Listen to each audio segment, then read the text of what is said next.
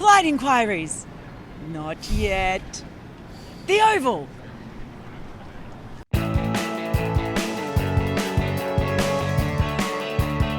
James asks, Australia retain the Ashes, England draw the series, but should either side be happy? Justin Langer didn't look very happy, did he?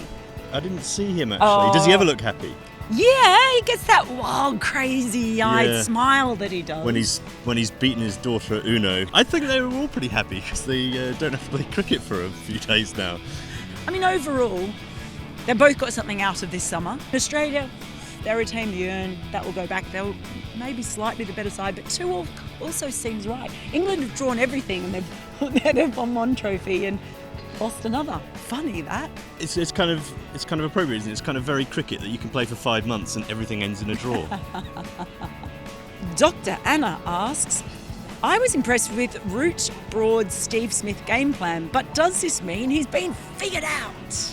Yeah, it was a really good one. It only cost them 774 runs. But they got him in over the course of 7 innings. It was very Hannibal from the A-team. You love it when a plan comes together. But yeah, a real weakness. England have been bowling for it for about 4 years, haven't they? Yeah, but you know what's really funny? That when they were over here last time, 2015, that plan to try and draw him out a bit on the offside and get him with a leg slip or a leg gully was Stuart Lord's plan to him 4 years ago that they tried because they thought he had a weakness.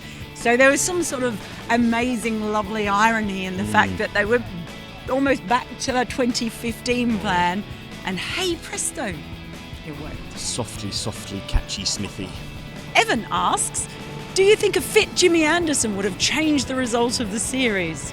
I mean, there's so many ifs. Butterfly effect business then. Yeah, it is butterfly. I mean, if Jack Leach hadn't bowled a no ball, if the rain hadn't come, all those things, they're all ifs. I mean, just think of this.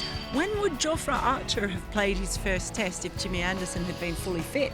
Might he not have played at Lord's? Might we not have seen it? And then you have maybe Steve Smith not getting concussion, playing at Edmonton. So, look, all of these things are happening. You know, if I punch him on the arm today, maybe he'll have a sore foot tomorrow. Or a bruise here. Ashutosh asks, what a dreadful Ashes series David Warner has had. Coming on the back of an amazing IPL and Cricket World Cup a few months ago, it just confirms how stars can be human. The best of Warner is over? Just proves that Test cricket's a proper game, isn't it? As opposed to all that.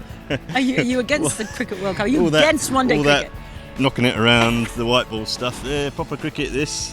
Proper cricket. Maybe Jason Roy was the new David Warner, in that they both averaged about 9 opening the batting this summer. I think once it started, the whole thing with Stuart Lord and coming around the wicket, all that sort of stuff, it probably ended up getting in his head a little bit as well. But I think he's too good a player to not actually come back. So I think we could very well see the best of David Warner back to the guy who scored 100 in a session at the SCG, all of that sort of stuff. I think we could again. I think we'll be much happier to get the hell out of here, get back home into Australian conditions and probably just put this one behind it. Junmoni asks, poor captaincy, bad DRS at Headingley, dropped Stark and bowled first for no particular reason at the Oval. Is Payne the reason the series is finishing 2-2 for Australia? That's a very harsh critic. Very harsh. There. He's not very good at reviewing. Yeah, we've established that, and he made a terrible call here. So I suppose he got a review right today. He did, yeah. That a moment. He did. I mean, he's captained Australia to retaining the Ashes in England for the first time since 2001. So it hasn't all been bad. It's a bit of a shame when you're a captain and a wicketkeeper that you're not very good at reading pitches and you're not very good at doing reviews. His main problem here, actually, was that Stephen Smith didn't really score many runs, so maybe it's Stephen Smith's fault. His fault. I said the other day he should be dropped. Rahul asks, is there a serious case for making Stuart Lord English Test captain for the next couple of years and grooming a young deputy under him? Oh, he's an old guy. He doesn't want to do all that extra work, does he? I don't think he would do a bad job, actually. But Root seems to have still got that the bit between his teeth on that front. Stokes is a good deputy. Maybe in a couple of years, Rory Burns. Root and Stokes taking this team forward seems to be the feel.